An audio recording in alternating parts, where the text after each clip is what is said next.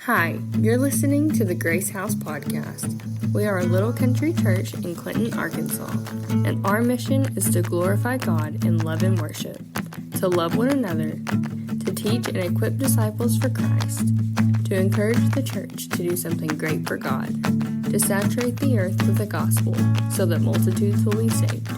Thanks for joining us, and here's our pastor, Terry Simpson. We're going to give Kim Let's go, Kim. all the time she needs. Come on, girl. Woo! Yeah. Yeah, give it up. Give her some encouragement here. Kim Trujillo. Introducing Kim Trujillo. She'll be here all night. No, I won't. I'm hungry already. I'm ready to go home. All right. So this is my 7th time up here, and I will say that it doesn't get any easier. It's just as hard and just as scary and all the stuff. But we're going to go through it because God's with me. So I've talked to you before about how I come up with these sermons. And so sometimes I find a Bible verse that speaks to me, or maybe a Bible story. There's been a time when I found some ideas from books that I read, because I read a lot of books. And I've even mentioned, that I get ideas in the shower, and that seems to be where God talks to me the most. And I don't know why, but it's just my place. But this one came from a whole new way. So this one, last time when I talked to you, I got done and went home, and we ate and went to bed, or watched TV and then went to bed. And so as I was climbing into bed, I thought to myself, well, I guess this is my new normal. And God went, ding, ding, ding, there's the next one. And I went, oh, well, okay, what in the world is that going to be about?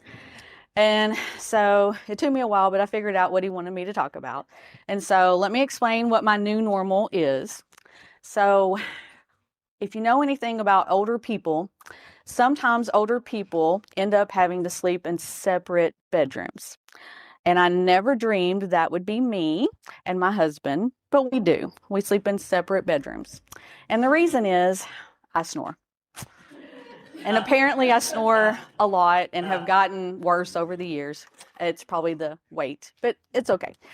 But anyway, so a few months ago, Johnny was finally like, he finally confessed that, his sleeping problems, although he already has sleeping problems and still has sleeping problems, even though we're separate bedrooms, but they were getting worse. And it was because I was keeping him awake all night with my snoring. And so I have to say, I wasn't sleeping very well either, because he wouldn't wake me up. Instead, he would shake the bed. And so I was just getting, kind of restless sleep too. So I, being the loving wife that I am, volunteered to leave our brand new king size bed that I wanted so that we could sleep further apart. But anyway, so I left that bed and went to the couch for a few nights and decided that was not going to be my new place. And so I moved to Brandon's old room in the back of the house, the part of the house I don't like, a part that's way far away from everything. Anyway, so I've been sleeping there for several months now. And so that is now my new normal. And so anyway, back to the sermon idea. So the new normal. Most of us, when we find a change in our life or hit a new season, a new time in our life, we tend to hit it with complaints and grumbling and why am I here kind of stuff.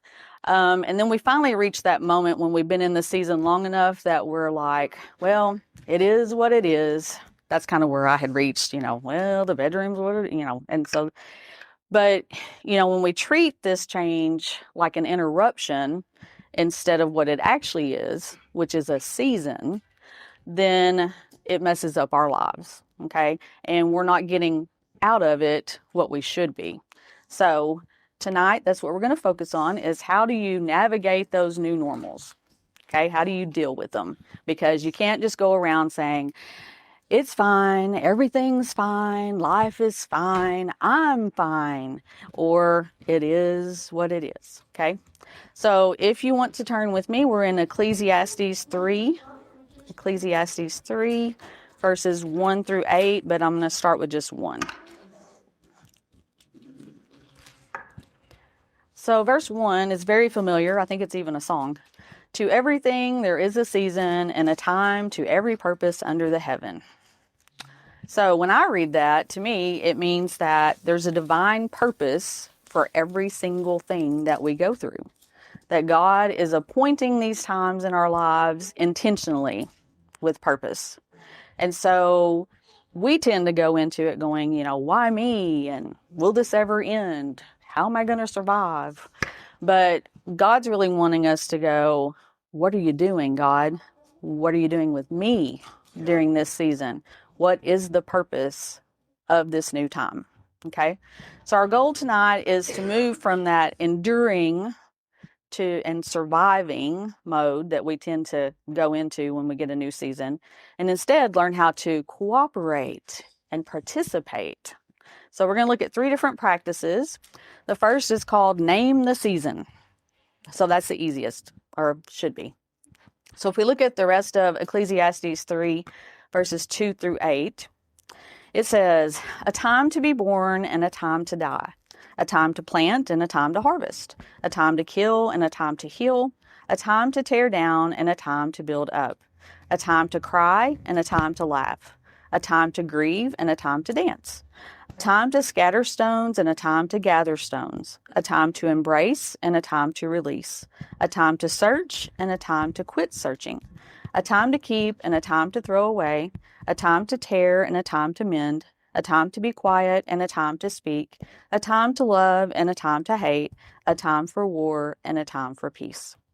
So personally, I think this is not an exhaustive list. Okay. I think that, there are going to be times in our lives where we can't look through that list and go, well, I'm right there. I think it's more of a framework. Okay. It's more of, here are some basics, but you may have some others. Okay. And so, but the thing is, once you can name your season that you're in, then you can try to stop fighting that season. Okay. And you can also stop trying to get back to the last season, because that's what we also try to do, is we try to recreate the old normal, but sorry, that one's over. So you got to move on. And so instead, we're going to end up, once you name it, you're going to end up asking, what does this season require of me? Because each season's different. Okay. So we're going to look at Ruth's story first. So if you want to turn there, you can. I'm only going to mention one verse out of it. But if you want to look at the story, feel free. So in Ruth's story, she was a Moabite. So she was living there doing her thing when these 3 people come and move into her area, and she ends up marrying one. And so then her husband dies, her father-in-law dies, and her brother-in-law dies. And so now there's just these 3 widows. You got Naomi, you got Ruth, and you got Orpah. And so, they're just there. When you've lost your husband, you no longer have security. Okay. There's no one there taking care of you. You don't have a future. You basically have no hope. Okay. There's nothing there for you. And so Naomi, when she hears that things are better back at home, she decides she's going to move back to Bethlehem. Okay. And so she tells Ruth and Orpah that it would probably be better if they stayed there. You've got family, you need to go back home, you need to live with your family, they'll take care of you. It's their responsibility to find you a new husband, and you'll be fine. Okay. And so Orpah, she does decide to do that, and she runs off back home. But Ruth, she decides that she's going to go with Naomi. And so in Ruth 1:16, she says, where you go, I will go, and where you stay, I will stay. Your people will be my people, and your God, my God. So Ruth ends up finding herself in a planting season, okay? Because she's going to plant herself in a new land with new people and, in a way, a new God, okay?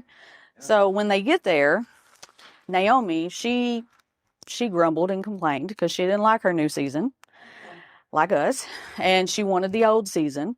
And so she actually was bitter towards God, and even told everybody there that she was bitter, and even changed her name so that it would reflect that she was bitter. So she was really having a tough time of it. But Ruth, she took to it. Like, she planted herself firmly in this new place.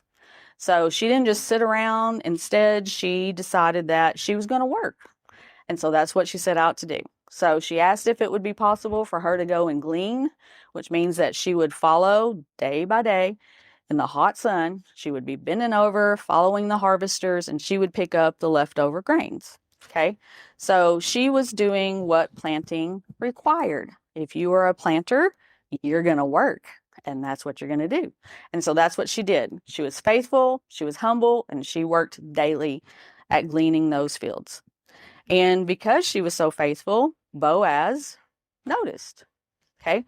And so he didn't just notice that, oh, she's a nice looking little lady out there in the fields. No, he noticed that she had character, a good work ethic. She was, taking care of her mother-in-law, who, kind of wasn't her mother-in-law anymore because there wasn't a husband, but she was taking care of someone that she, was considered family. And so because of all this, he ends up becoming her kinsman redeemer and marries her, takes her home with him. He was wealthy. Yeah. So she, stepped up a little. And so, she has a child, and eventually, her grandchild ends up being in the lineage of Jesus. So you can't get better than that. Yeah. So if you want to look up Galatians 6:9, I'll take a drink while you do that. Galatians 6:9 says, "Let us not become weary in doing good, for at the proper time we will reap harvest if we don't give up." So that sounds exactly like Ruth. Okay? So she planted in her grief, in her uncertainty, in the foreign land, and she reaped beyond her imagination. All right, moving on to the personal stories, because I know that's really why y'all are here. Y'all just like to hear me tell stories about myself. Anyway, so this one was a releasing season. So mine actually fits in one of the ones that are listed. So about 12 years ago, my oldest child, Brandon, he graduated high school and moved to Russellville so that he could go to Arkansas Tech. Okay. And, I had always heard about the empty nest syndrome, that it was going to be really hard and difficult. And so that's what I was expecting. I was all geared up for it. And then it wasn't that bad. I was like, it's not too horrible. He was doing well in college. I didn't have to really check up on him. He came home a lot because he's got a lot of family here, cousins and stuff that he would hang out with and friends. So, we saw a lot of him. So it wasn't really that hard. But then 2 years later, my other child, Savannah, she also left. And that was like horrendous. Like I cried all the time. It was awful. But there were two reasons. One, Johnny worked away during the week. And so when Savannah was gone and Brandon was gone, that left me there all by my lonesome. And so I was lonesome. Okay. Because Savannah and I, we like the same shows and all that. And we talked and we ate out and did all the stuff together, and I went to all her ball games and stuff that I had to. But anyway, and then also the other reason was when Savannah was a junior, about halfway through the year, she started having panic attacks. She had full-blown anxiety, and she would have pretty much a panic attack at least once a day. And that lasted anywhere from 6 months to a year. It was a very, very long season for her. And these were the kind of panic attacks where, like, you breathe really hard and you have heart palpitations and you cry and you can't stop crying, and then you hyperventilate, and then it just goes on. And then once it's over, then you crash and you're so tired that you can't function for the next, 6 hours or longer. So we really had a rough time. And so Savannah and I grew really close during that time because, we would talk, we would pray. I took her to the doctor. I took her to the ER. We went to therapist. I had to be present with her at all times, it felt like. Thank God my school was across the street from her school, because every day, 7th period, when she had a really quiet class, which is what set her off when she could hear her heart beating, she would come across every day, 7th period, crying and sit in my room, So we were very, very close. So when Savannah went off to school, that was hard for me. Like, it was awful. And so, part of it was that I worried, who in the world is going to take care of my child? Like, I'm not going to be there. If she tries to call me, I've still got an hour drive if I have to go get her, which I did have to a couple times, just saying. But anyway, during this time, God was asking me, once she got to college, Kim, what season are you in? Come on, you're still acting like she's at home. She's not at home anymore. Okay, she's not in that embracing time, because that's what Ecclesiastes 3:5 says, a time to embrace, a time to release. She ain't yours to embrace anymore. You got to release. And so it was hard. So Proverbs 22:6 tells us, train up a child in the way he should go, and when he's old, he will not depart from it. So I was in the season of, you got to believe this. It's not just some cute little saying that somebody puts on a pillow or something anymore. Now you got to firmly plant yourself in that saying, because I had to trust not only what I had planted in her and all these coping strategies and different things and her faith, I had to trust that God was going to take care of my baby, because that's what she was. She's my baby. And so I had to learn some new things. I had to learn, how do you pray from a distance, when you can't see them anymore. Thank God for cell phones. Let me just say, if I lived back in the time when my mom had to deal, oh man, I just don't think I could have made it. All right. But anyway, I also had to learn how to hold back all that advice that I wanted to give, because I'm one of those people. I like to tell you how to live your life. I had to hold back from judgment. Still have problems with that one. And questions. I'm a questioner. That's what I do. I ask people questions. And then I had to learn to let her make her own mistakes so that she could grow by herself. And that requires a whole different kind of love than having your teenager at home with you. So now that we've heard my story, I want you to think for just a second, what season are you in? So we read that list. Were there any that kind of ding, ding, ding for you, like stuck out? Or, if not, you can go back and look at the list later. Or like I said, sometimes the season's not listed for you, and you just have to have a good old-fashioned sit down with God and say, okay, God, you got to tell me, what's my season? I don't know what I'm doing. I'm just floating around here, but apparently you've got me somewhere. Okay? And then once you name it, your next step then is to ask, what does this season require of me? Because every season is different. So you're going to have to respond differently to that season. So just like me, when she was a teenager, when I had teenagers, that was a whole different ball game than when you got a college kid. And now I'm in the adult season, kid. I don't like that season at all. I'd rather go back to either of the last two. Having adult children is a million times harder, especially when they live 3 hours away and you can't see them every day. But you can see them on Live 360, and so then that they're doing stuff, and you're like, ah! But anyway, okay. That's what Johnny does at 2 o'clock in the morning. He checks Live 360 to see where our kids are. Hey, you'll be there, don't awe. All right. So we're going to go now to another Bible story. So let's go to Sarah. This is in Genesis 12-16. Again, I'm only going to read like a half of a verse or so you don't have to really follow along if you don't want to. So Sarah was in a waiting season, okay? And so that one is not listed in the choices, okay? That's the one I had to figure out myself. All right. But so Sarah gets married, well, her other name, to Abram, who then became Abraham. But anyway, so they're married, they're in love, and, they're doing what they're supposed to do, like normal, newly married people, and they're expecting a kid anytime now, and it doesn't happen. And then it doesn't happen for months. And then it doesn't happen for years. And then it doesn't happen for decades. So, you can imagine every single month, it just kind of glosses over that in the Bible. But you can imagine if you put yourself in her place, every single month you find out it ain't happening. Every single month, the other women of the town or village or whatever are looking at you thinking, why ain't it happening? What have you done wrong? Or why has God cursed you? And so you have to endure all those whispers and the rumors and the gossip behind your back too. Okay. And being jealous then, every time someone else has a child and you see them holding that child, you just want that yourself. Okay. And I'm sure she was questioning God too. Why don't I have a child? Okay. What's wrong with me? Why can't you give me one? And so in Genesis 12:2, God promises Abraham, I will make you into a great nation and I will bless you. So hallelujah. Okay. Descendants equals I'm going to have a child. You can't have descendants without having a child first.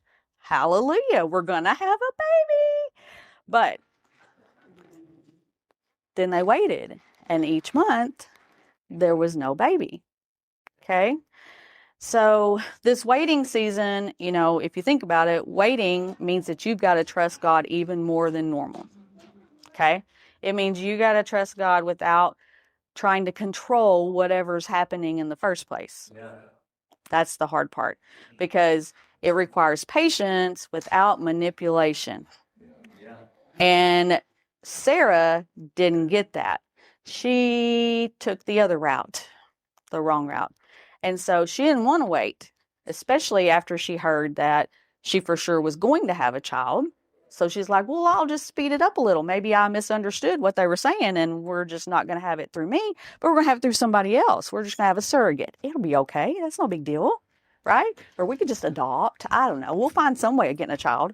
And so she, in Genesis 16, she talks to Abraham, and she's like, hey, we have this servant, Hagar. She looks good enough. Why don't you go make a baby with her? But she'll be mine. The baby will be mine. It won't be hers. It'll be mine. And so, in their culture, that wasn't as shocking as it would sound to us, okay? But that was definitely not God's plan. So when she tried to force the promise instead of waiting like she was supposed to, it became a disaster, okay? So Hagar gets pregnant, so woohoo, things are going to be good. But no, because Hagar then gets an attitude. And Hagar takes it out on Sarah. And Sarah begins whining and complaining to her husband because this other woman who's having his baby, it sounds like something we see on TV, right? But anyway, so there's all this jealousy and bitterness and strife, and all of that affects not only their intimate little family right there, it affects generations later. Yeah. So when you mess up, sometimes you mess up not just you mess up everybody after you. So be careful with your choices. All right, that was just a little extra added thing that the Holy Spirit just told me to tell y'all, I guess. Anyway, so she did the wrong thing for her season, okay? Instead of waiting and trusting on God, she chose to manipulate the situation, and it did not work out for her. So she does finally have a baby, in case you were wondering or hadn't read that story, but she, 90 years old, she has her child like she was supposed to. All right, so back to me, because that's why we're here. No, I'm kidding. So my season right now is the Togetherness season. So Johnny worked for Arkansas Electric for over 30 years. Like, he worked there the entire time I've known him. And so, like I said, that was over 30 years. And he always worked away during the week. So he was gone 4 days, and then he was home 3 days. Okay. So he would get up on Monday mornings about 3 o'clock in the morning, and he would leave about 3:30 or 4. Okay. And then on Thursdays, he would come home usually around 7-ish. All right. So that meant that I had all that time alone. Well, when I had teenagers, it wasn't a big deal because, they were just used to it. We're all used to it. He was gone all the time. And then when the kids left, at first, I was like, oh, I'm so lonely. Da, da, da. Well, it didn't take long. Besides missing my kids, it didn't take long at all for me to adjust to that new season, because as an introvert, I love to be alone. So every night I would come home Monday, Tuesday, Wednesday, and I would just do my thing. I would watch TV if I wanted to. I would read if I wanted to. I would write if I wanted to. I would Bible study. I would just do whatever I felt like that night, or I'd just nap in the recliner if that's what I needed. But those were times when I recharged, because as an introvert, people mess you up and take up all your energy. And so you have to go somewhere and be by yourself for a long period of time so that you can recharge. And so I loved those 3 days a week. Well, now Johnny decided to retire 2 years ago. And I encouraged it because he was in a very stressful job. He worked long, hard hours, sleeping away from home in a hotel room with a bunch of other guys was not good for his health. Although apparently it wasn't good when he came home either and slept with me, but that was a whole different story. But now he is home all the time. 7 days a week, 24 hours a day. And I have nowhere to go to get away from him. Some days it feels like. So, when I wake up, he's there. When I come home after school, he's there. When I go to bed, he's there. He always has the TV on. If he's awake, the TV's on in the living room. And so, I do my Bible study in the dining room, which is connected to the living room, which has a big opening. And so, I can't get away from the TV. Anyway, all the stuff. He requires me to feed him, have conversations, just attention, Anyway, he likes to tell stories, hunting and fishing, singing, and I don't know, stuff he watches on TV. Anyway, so all that stuff. So that's what's been hard for me. And I'm really happy for him because, again, he does deserve retirement. He has worked plenty hard and, made enough money that he could retire. But I've also been very resentful of it and frustrated with it. And I'm definitely grieving over my alone time that I no longer have. And so, and then I was jealous, because guess what? He gets to sleep till whatever time he feels like. And he gets to do whatever he wants to during the day. He can hunt and fish to whatever he wants. He can watch TV all day, and most days does. And anyway, so I'm jealous because I'm still working 50 hours a week. I'm tired when I get home. He's not. Or if he is, it's because he napped 3 times. Whatever. I don't know. So, it's just been hard for me. We'll just leave it at that. But I will say, he is an awesome husband in the sense that he gets me, he completely understands me, and he accepts me for who I am. And so, he lets me, well, there's no letting, but he doesn't get angry. If I stop at McDonald's and eat and read my book for an hour before I come home and fix him something to eat, he's fine with that. As long as he gets something to eat, he doesn't care. He's learned me, he knows that I'm going to go to school on Saturdays because I need a day away from everybody and everything. So apparently I won't ever get to retire because I don't know where else I would go for a whole day every Saturday. But anyway, so this is my new season. My new normal is the togetherness season. And so, I've had to adjust to, the home being different, not having my own space or my own time and all those things.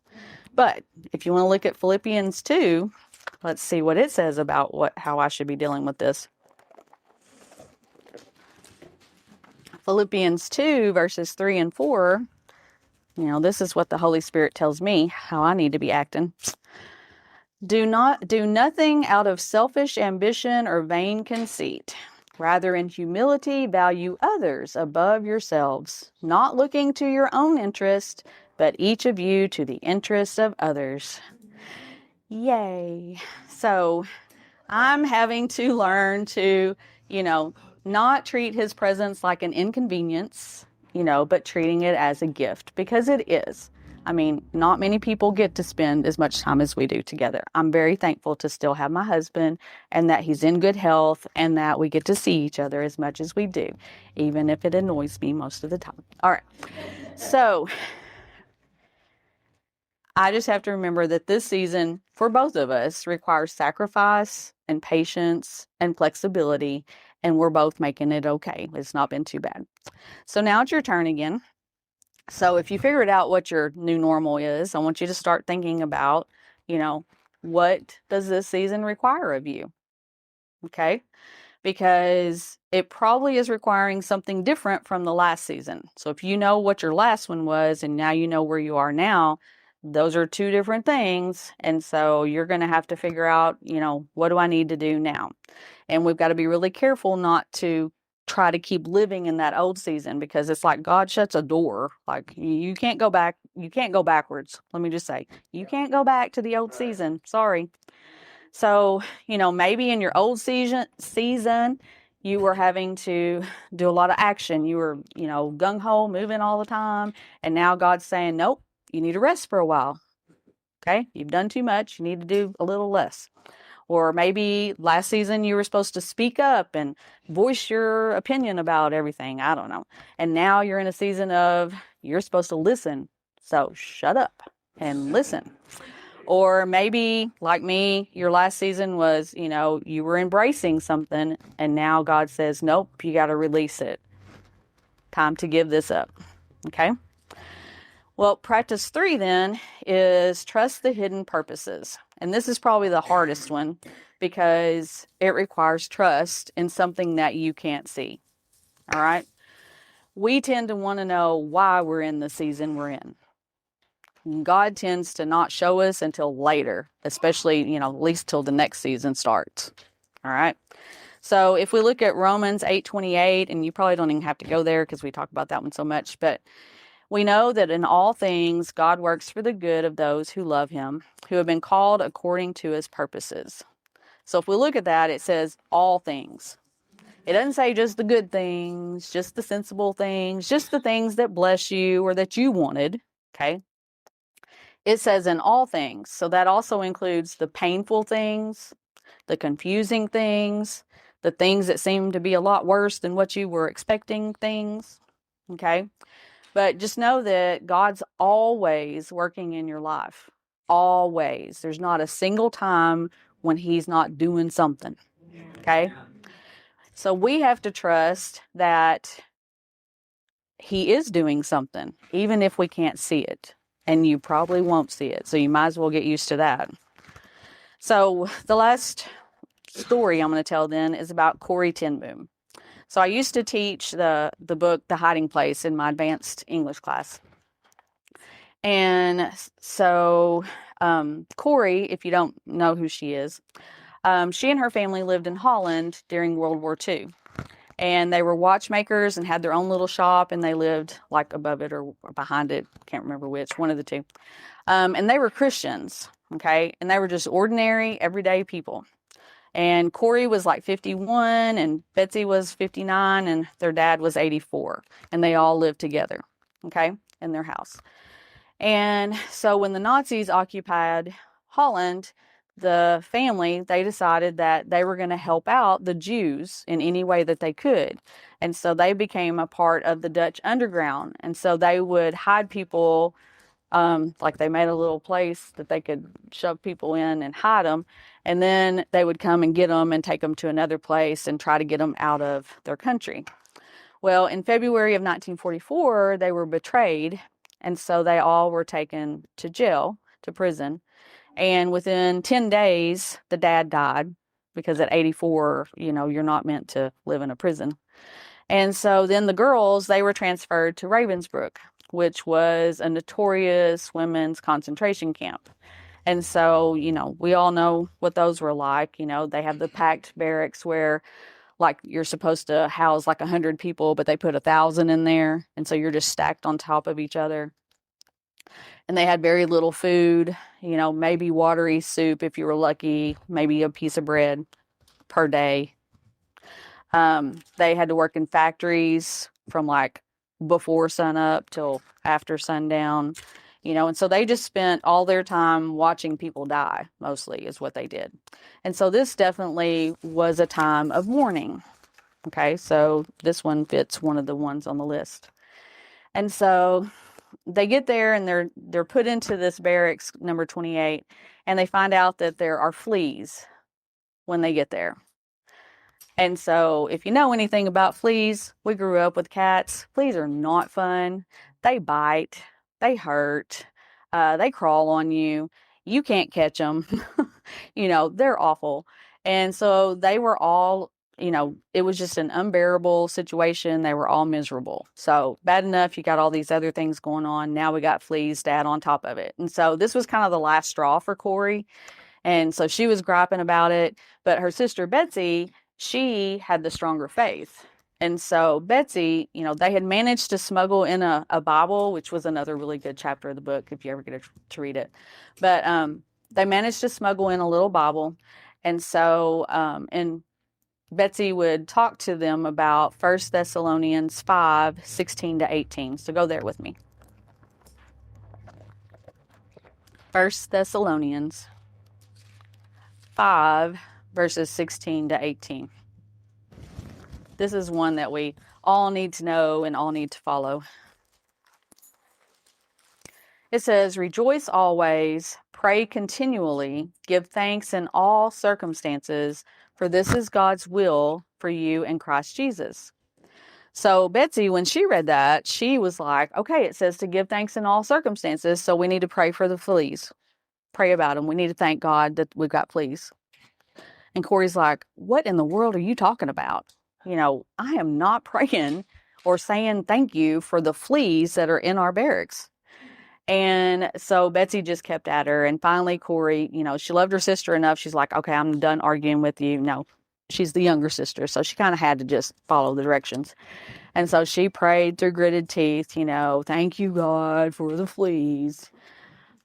Well, since they had smuggled in that Bible, they began to sneak Bible studies in with the women that were in there with them. And so they started sneaking the Bible studies. They started praying. They even got brave enough to sing a few songs here or there, you know, and then they started noticing, you know what? The guards haven't been in here yet. Why haven't the guards come in here? You know, because the guards, they could hear them going into other barracks. You know, they could hear when they yelled and screamed and hurt people in the ones next door. But after a while, they finally figured out the guards never came to their barracks. And the reason they didn't, because they overheard a conversation, they didn't come in there because of the fleas. They didn't want to take any fleas home with them. Those guards didn't. So God had a purpose for the fleas. Okay? Because as Romans 8:28 said, in all things God works for the good of those who love him, even in the concentration camp by giving them some fleas. So sometimes God's purposes are hidden in things that we despise. That's a hard one to take home. But anyway, so before Betsy died, because she was not built to live the life that they were living. She told Corey, we must tell people that what we have learned here. We must tell them that there is no pit so deep that he is not deeper still. And so Corey, not long after that, she was miraculously released because of a clerical error. So she wasn't supposed to get out. Actually, about a week after that, after she got out, they executed everyone that was of her age and above. So she made it out 1 week before she should have died. So you know that's a God thing. And so the rest of her life then was, in a way, her dancing, because she went around the world. She traveled all over the world. She built a rehab center for the concentration camp survivors. She wrote lots of books, and she went to over 60 countries speaking, and even spoke with one of the guards. Like they had a speaking engagement as well, because that was all about forgiveness. But anyway, so she went around speaking about God's faithfulness and how he even has a purpose for fleas. So her mourning season taught her that, you know, God works even in the dark, even in your dark moments, in those horrible moments when things seem meaningless or cruel, okay, or confusing. God's still working. All right. So application time again. What are your fleas? Is it a person who gets on your nerves that you have to put up with every single day? Maybe God has a reason why that person's there. Either that person's learning something or you are. There's a reason. Or maybe you're in a situation that seems unending and you don't know how to get out of it. Maybe God's having you endure it for a reason. Or maybe something's been thrown at you that was totally unexpected. There's still a reason. So just remember that, you're fleas, that God has a purpose for them. In Philippians 1:6, he says, he who began a good work in you will carry it on to completion until the day of Christ Jesus. So that's just a reminder that God does not waste anything. He doesn't waste any season, any time. He doesn't waste any person, any situation, whatever. So he is not up there just waiting to watch you suffer, okay, like some people tend to think of God. Instead, he's always watching and working with you and trying to grow you and trying to prepare you for something you're going to need later. Okay, so just keep that in mind. All right, we're on our last new normal that we're going to talk about. So this one's the ultimate new normal. So in Ecclesiastes 3:2, it says, a time to be born and a time to die. So just like Betsy, one of these days, you're going to die. And every person in here is going to, okay? Because that'll be your final transition, your final season, all right? And for believers, it's not an end. It's actually your most glorious season. It's one you should be looking forward to. So in 2 Corinthians 5:1, it says, for we know that if the earthly tent we live in is destroyed, we have a building from God, an eternal house in heaven, not built by human hands. And then Paul says even more in Philippians 1:21, he says, for to me to live is Christ and to die is gain. Notice he said it's going to be a gain. It's going to be a good thing. So when we die, here's some of the good that you can look forward to. You're going to have a glorified body. You're not going to be sick. You're not going to have any pain. There's going to be no limitations on what you can do. You can reach the top shelf. You can bend down and get back up. Like, it's going to be good. You're going to be in heaven, face to face with Jesus. You're going to see him. You're going to worship him. There's going to be perfect love, perfect peace, and it's all going to be forever. And it's going to be your easiest adjustment of all. So when God closes that door to whatever season we're in at that time, that next season is going to be perfect and so easy. Because in that season, you're not going to try to hold on to anything back here. You're not going to be grieving that you left the world. Because you're going to be so overwhelmed by what is, by God's presence, by his promises being fulfilled, and by the reality of heaven, that you're going to love that new normal. So, and also at that time, you're going to be able to look back, I think, at all your old seasons, and you're finally going to see how all of it wove together like this beautiful mosaic or a beautiful tapestry. And you're going to see how every single time God was preparing you for the next time. And so, you're even going to see that what you found so painful was still just a step that he needed you to take, and that it had a purpose. And so, and above all, you're going to get to worship. But until then, we're going to have to practice. So we're going to have to learn to name your season, figure out what it requires, and trust that God has a purpose for everything that you're going through. So, last things to remember. Your new normal is not random, it's not meaningless, and it's not just a time to endure until you get back to normal. It's actually a season with a purpose, and God is inviting you to participate in what he's doing. So, I need you to stop fighting to go back to those old normals, and instead start cooperating with God in your new one. Thank you.